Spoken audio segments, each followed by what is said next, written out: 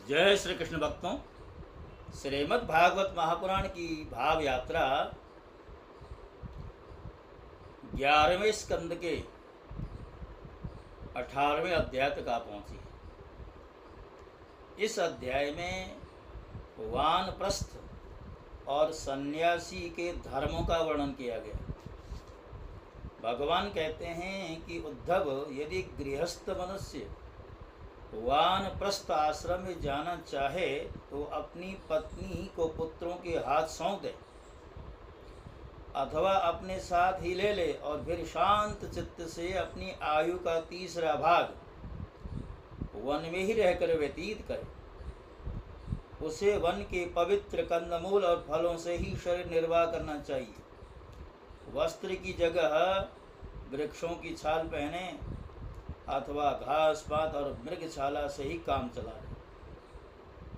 केश, रोए, नख और मूछ दाढ़ी रूप शरीर के मल को हटावे नहीं।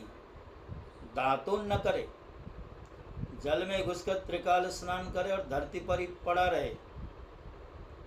ग्रीष्म ऋतु में पंचाग्नि तपे। वर्षा ऋतु में खुले मैदान में रहकर वर्षा की बौछार सहे। जाड़े के दिनों में गले तक जल में डूबा रहे। इस प्रकार घोर तपस्या में जीवन व्यतीत करे। कंदमूलों को केवल आग में भूनकर खा ले अथवा समयानुसार पके हुए फल आदि के द्वारा ही काम चलाए। उसे कूटने की आवश्यकता हो तो ओखली में या सिल पर कूट ले, अन्यथा दांतों से चबा चबा कर खा ले।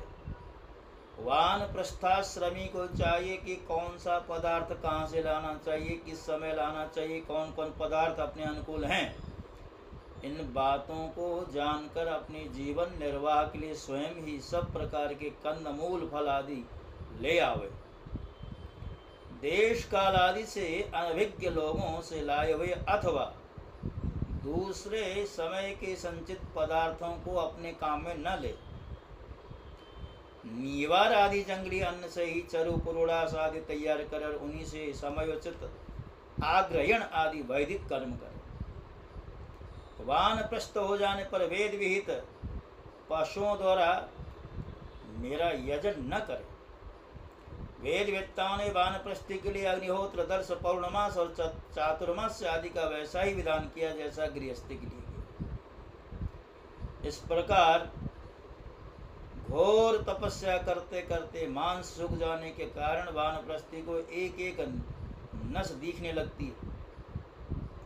वह इस तपस्या के द्वारा मेरी आराधना करके पहले तो ऋषियों के लोक को जाता है और वहाँ से फिर मेरे पास आ जाता है।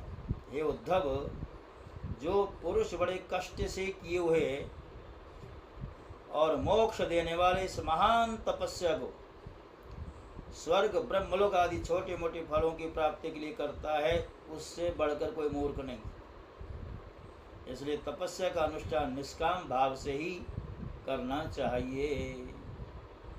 हे उद्धव, वानप्रस्थी जब अपने आश्रमोचित नियमों का पालन करने में असमर्थ हो जाए, बुढ़ापे के कारण उसका शरीर कांपने लगे, तब यज्ञाग्नियों को भावना के द्वारा अपने अंतःकरण में आरोपित कर ले और अपना मन मुझ में लगाकर अग्नि में प्रवेश कर जाए। यह विधान केवल उनके लिए है जो विरक्त नहीं है।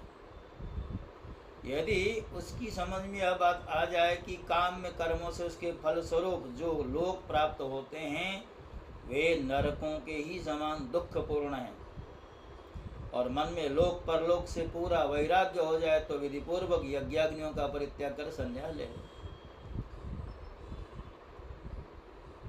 जो वानप्रस्थी सन्यासी होना चाहे वह पहले वेद विधि के अनुसार 8 प्रकार के श्राद्ध और प्राजापत्य यज्ञ से मेरा यजन करे। उसके पश्चात अपना सर्वस्व ऋत्विज को दे दे, यज्ञाग्नियों को अपने प्राणों में लीन कर ले और फिर किसी भी स्थान, वस्तु और व्यक्तियों की अपेक्षा न रखकर स्वच्छंद विचरण करे। उद्धव जी, जब ब्राह्मण संन्यास लेने लगता है तब देवता लोग स्त्री पुत्र आदि सगे संबंधियों का रूप धारण करके उसके संन्यास ग्रहण में विघ्न डालते हैं और वे सोचते हैं कि अरे या तो हम लोगों की अवहेलना कर हम लोगों को लांग कर परमात्मा को प्राप्त होने जा रहा है, यदि सन्यासी वस्त्र धारण करे तो केवल लंगोटी लगा ले और अधिक से अधिक उसके ऊपर एक ऐसा छोटा सा टुकड़ा लपेट ले जिससे लंगोटी ढक जाए, तथा आश्रमोचित दंड और कमंडलों के अतिरिक्त और कोई भी वस्तु अपने पास न रखे। यह नियम आपत्ति काल को छोड़कर सदा के लिए है। नेत्रों से धरती देखकर पैर रखे, कपड़े से छानकर जल पिए, मुंह से प्रत्येक बात सत्यपूत हो, सत्य से पवित्र हुई निकाले, और शरीर से जितने भी काम करे बुद्धिपूर्वक सोच विचार कर ही करे। वाणी के लिए मौन, शरीर के लिए निश्चिष्ट स्थिति और मन के लिए प्राणायाम ही दंड है। जिसके पास ये तीनों दंड नहीं है वह केवल शरीर पर बांस के दंड धारण करने से दंडी स्वामी नहीं हो जाता। सन्यासी को चाहिए कि जातक, चित और गोघात आदि पतितों को छोड़कर चारों वर्णों की भिक्षा ले। केवल अनिश्चित 7 घरों से जितना मिल जाए उससे ही संतोष करे। इस प्रकार भिक्षा लेकर बस्ती के बाहर जलाशय पर जाए, वहाँ हाथ पैर धोकर जल के द्वारा भिक्षा पवित्र कर ले। फिर शास्त्रोक्त पद्धति से जिन्हें भिक्षा का भाग देना चाहिए उन्हें देकर जो कुछ बचे उसे मौन होकर खा ले। दूसरे समय के लिए बचाकर न रखे और न अधिक मांग कर ही लाए। सन्यासी को पृथ्वी पर अकेले ही विचरना चाहिए, उसकी कहीं भी आसक्ति न हो, सब इंद्रियां अपने वश में हों, वह अपने आप में ही मस्त रहे, आत्म प्रेम में ही तन्मय रहे, प्रतिकूल से प्रतिकूल परिस्थितियों में भी धैर्य रखे और सर्वत्र समान रूप से स्थित परमात्मा का अनुभव करता रहे। सन्यासी को निर्जन और निर्भय एकांत स्थान में रहना चाहिए। उसका हृदय निरंतर मेरी भावना से विशुद्ध बना रहे। वह अपने आप को मुझसे अभिन्न और अद्वितीय अखंड के रूप में चिंतन करे। वह अपनी ज्ञान निष्ठा से चित्त के बंधन और मोक्ष पर विचार करे तथा निश्चय करे कि इंद्रियों का विषयों के लिए विक्षिप्त होना, चंचल होना बंधन है और उनको संयम में रखना ही मोक्ष है। इसलिए सन्यासी को चाहिए कि मन एवं 5 ज्ञानेंद्रियों को जीत ले, भोगों की शुद्धता समझकर उनकी ओर से सर्वथा मुंह मोड़ ले और अपने आप में ही परम आनंद का अनुभव करे। इस प्रकार वह मेरी भावना से भर कर पृथ्वी में रहे।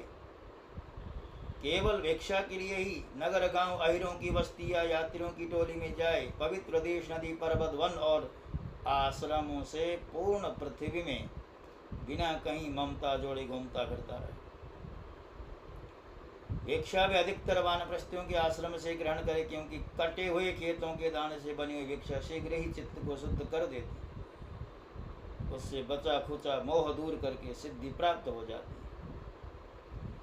विचारवान सन्यासी दृश्यमान जगत को सत्य वस्तु कभी न समझे, क्योंकि यह तो प्रत्यक्ष ही नाशवान है। इस जगत में कहीं भी अपने चित्त को लगाए नहीं।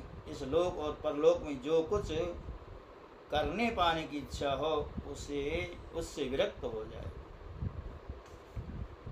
सन्यासी विचार करे कि आत्मा में जो मन, वाणी और प्राणों का संघात रूप यह जगत है वह सारा का सारा माया ही है। इस विचार के द्वारा इसका बाध करके अपने स्वरूप में स्थित हो जाए और फिर कभी उसका स्मरण न करे। ज्ञाननिष्ठ विरक्त मोक्ष और मोक्ष की भी अपेक्षा न रखने वाला मेरा भक्त आश्रमों की मर्यादा में बद्ध नहीं है। वह चाहे तो आश्रमों और उनके चिन्हों को छाड़कर वेद शास्त्र के विधि निषेधों से परे होकर स्वच्छंद विचरे। सन्यासी को किसी दिन यदि समय पर भोजन न मिले तो उसे दुखी नहीं होना चाहिए, और यदि बराबर मिलता रहे तो हर्षित नहीं होना चाहिए।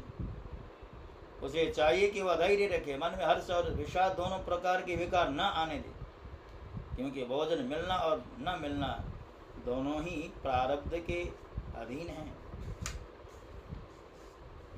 भिक्षा अवश्य मांगनी चाहिए, ऐसा करना उचित ही है, क्योंकि भिक्षा से प्राणों की रक्षा होती है। प्राण रहने से ही तत्व का विचार होता है, तत्व विचार से ही तत्व ज्ञान प्राप्त होकर के मुक्ति मिल जाया करती है।